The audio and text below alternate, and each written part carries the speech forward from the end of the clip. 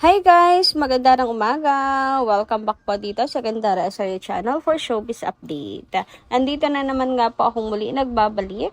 Ang nagmamaganda ninyo kachismasang Kim Pao, wala na nga pong iba. Ang lokoreta si Gandara SRU upang magatid po sa inyo ng latest update and fresh happenings patungkol kina Kim Chiu and Paolo Avellino. And para nga po sa umagang ito, ang tatalakayin naman natin at pag-uusapan ay meron nga pong kinalaman na dito sa kinakailangan ng agarang aksyon mga kakimpaw tungkol kina Kim and Paolo. Pero bago po ang lahat ng iyan, sa mga hindi pa nakaka-subscribe sa ating channel, maaari lamang na pindutin po ninyo ang subscribe button natin at notification bell na nariyan sa baba upang kayo po ay maging updated at ma-notify tuwing may bago tayong chika at balita hinggil sa Kim Pao. Basta mga balita na may kinalaman kina Kim Chiu and Paolo Avellino, sagot na nga po natin yan. And dahil din po pala natin magpasalamat mga kakimpaw sa ating mga taga-subaybay na nakatutok parati sa ating pong daily update sa pamamagitan ng pagbabasa ng kanila pong mga komento para bigyan na rin po ng tinig ang kanila pong reaksyon, opinion at sa loobin hinggil sa mga nangyayari sa buhay ngayon at kaganapan na kina Kim and Paolo. And narito nga po ang first commentary natin. Maraming salamat, magandang umaga, and shoutout po sa inyo. Ginang Agnes and WK. Ayan, shoutout sa inyong dalawa. So, April 19 birthday ni Kim, hindi 29, sabi ni Miss Agnes. Sabi naman ni WK, April 19 maybe Chinese date yan. And 29 is Philippines date. Not same ang date sa Chinese and Philippines. So, meron po palang kalituhan na nagaganap sa birthday po ni Chinita Princess. So, di ko naman kayo masisisi. Pero April 29 po talaga, Miss Agnes, ang birthday ni Kim. Pero ang alam po ng lahat at sineselebrate po niya na binabalita sa showbiz ay April 19 mga kakipi. Pero yung talagang celebrations ni Kim with friends, mga kakipi, is April 29. For formality lang yung April 19 kasi yan ata yung nakaregister po sa kanya. Pero pwede ring Chinese date yung 19. Pero nag-research kasi ako mga kakimpawat na nakalagay on April 19, 1990. The date in the Philippines was April 19, 1990 then. Ayan, Gregorian calendar which corresponded to the 24th day of the 3rd lunar month. So, ayan mga kakipi, same lang din daw eh. Ewan ko, basta. Basta April 29 po ang birthday ni Chinita Princess, mga kakimpaw. Ang gawin na lang po natin, kaysa po sa magtalo-talo, ay batiin na lang si Kim Chiu since nag-celebrate din naman po kahapon si Kim ng birthday niya with Team Kim Pao Tour, Team Love Kim Pao, and with Paolo Avellino. So, yun pa lang naman ay kasagutan na sa kalituhan po ng lahat na April 29 is Kim Chiu's real birthday, okay? So, sana wala na pong nalilito ngayon. Samantala, sabi naman ni Maggie Palacios, siya na mahina kasi yung signal natin. Wala tuloy siyang picture dito. So, sabi niya, mag-promote lang yan ng copy, no? Tungkol nga po ito sa special daw po ang last day ng Kim Pao sa kanila pong world tour.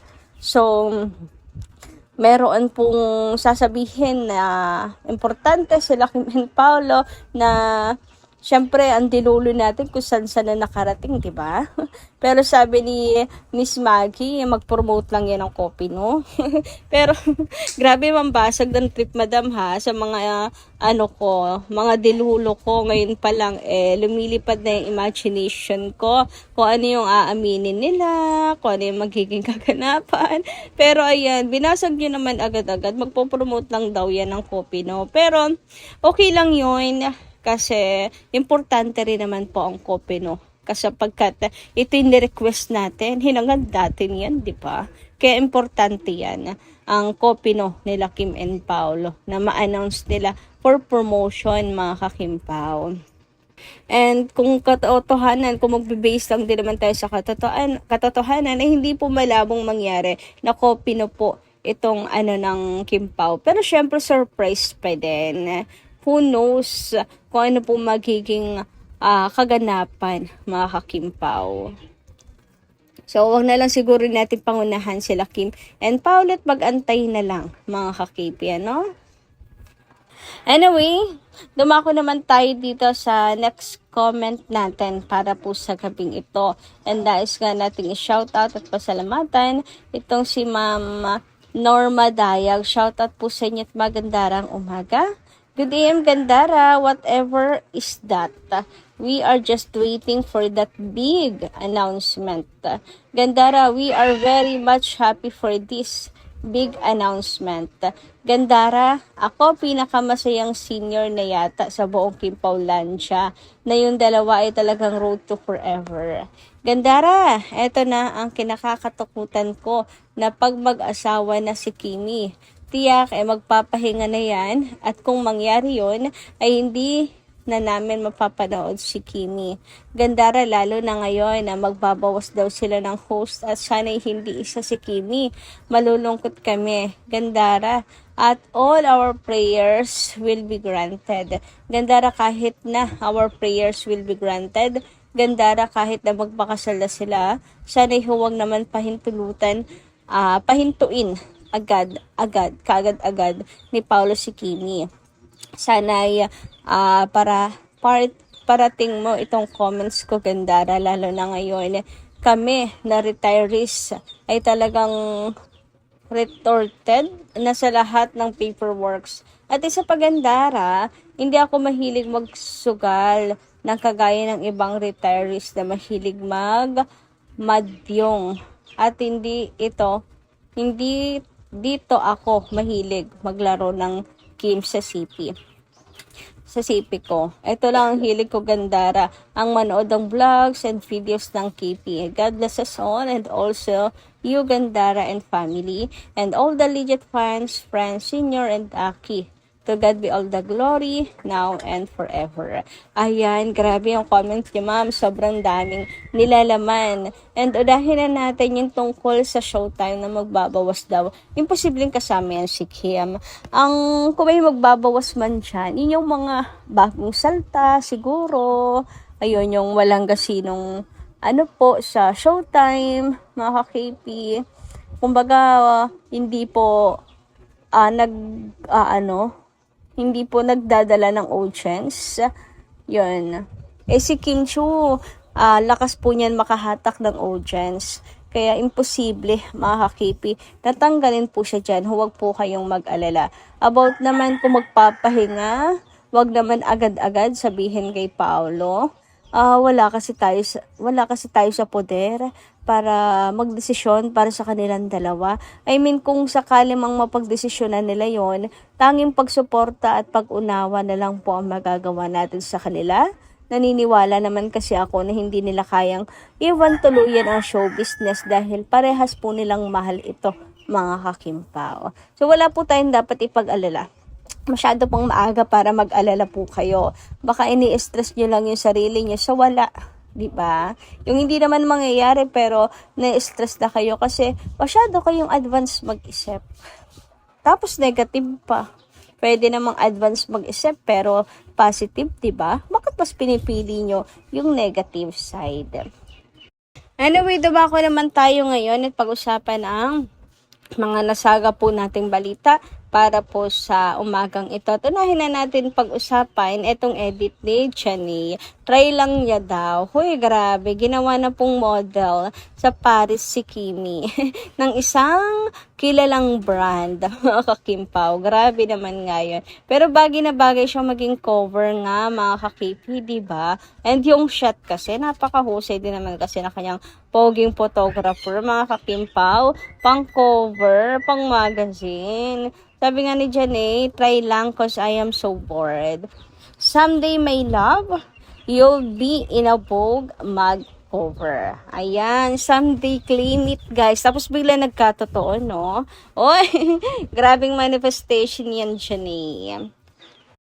Anyway, ang The Alibay naman po mga kakimpaw ngayon ay bumagsak sa top 3 mga kakimpaw at wala na po ulit siya sa top 1. Kinakailangan po natin ng agarang aksyon mga kakipi na ito po ay ibalik sa top 1. Masyadong na-busy na naman po sa mga ayuda sa mga Kimpaulandia. Kaya ayan, ang Di Alibay ay medyo nakakalimutan at nakakaligtaan wari ko, mga Kimpaw. Pero hindi naman natin masisisi, di ba, ang ilang Kimpaulandia sapagkat nga ang daming ayuda kina Kim and Paulo.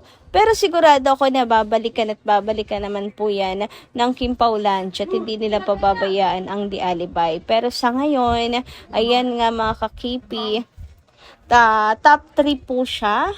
And nawa ngayong araw, since napaalala po natin, maging top 1 na po ulit. Maibalik natin sa kanyang tamang lugar ang Di Alibay. Sana'y busy lang po ang mga Kimpaulandias ngayon. Samantala, sabi naman ni Jenny, you don't need to wear lipstick anymore, Kimi. You're already pretty in his eyes. Grabe naman nga kasi ang mga tingin ni Paolo Avellino. Sobrang nonchalant niya lang talaga. Pero yung mga titig niya kay Kimi ay iba.